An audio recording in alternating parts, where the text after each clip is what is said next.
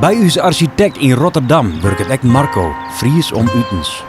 In het begin behoorlijke stap best. Omdat het toch een heel goed stuk groter is dan Friesland en het Warpkewijk wij kom ik zo hadden. Maar als je jou hier dan raak je er aan wend. Zo hadden we dan meer kei dan inwoners zo wollen. Nou, dat ziet heerlijk buiten altijd.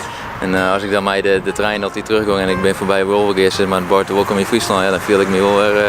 Dan krijg je dat toch wel een goed gevoel als ik daar voorbij ben, ja. Maar Friesland en de Friese taal binnen nou 4 voort. We praten dus op kantoor Engels. Daarnaast binnen Nederlanders praat ik gewoon Nederlands onder elkaar. De Bulgaren en degenen die elkaar kennen praten eigenlijk altijd hun eigen taal, ik met elkaar.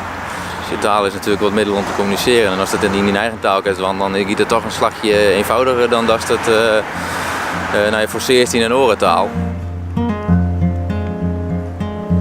Het Fries, ja, het zit er nou wel en ik kan het nog altijd verstaan.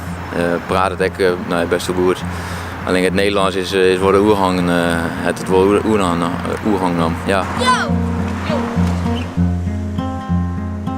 En is het dan de bedoeling dus dadelijk die eigen villa ontwerpst en die in Friesland Ja. zest? Dat is het idee wel, ja.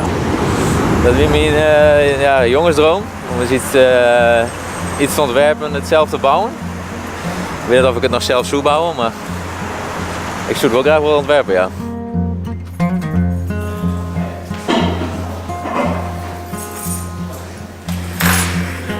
Ik ben wel een trotse Fries in die zin, ja. Ik heb hier net volle merken lid omdat ze dan die met Zuid gaan leiden, maar dat winnen Hollanders, denk ik dan maar. Ja. Bij Powerhouse werken ze verder on oben. Elk maar zijn eigen thezen.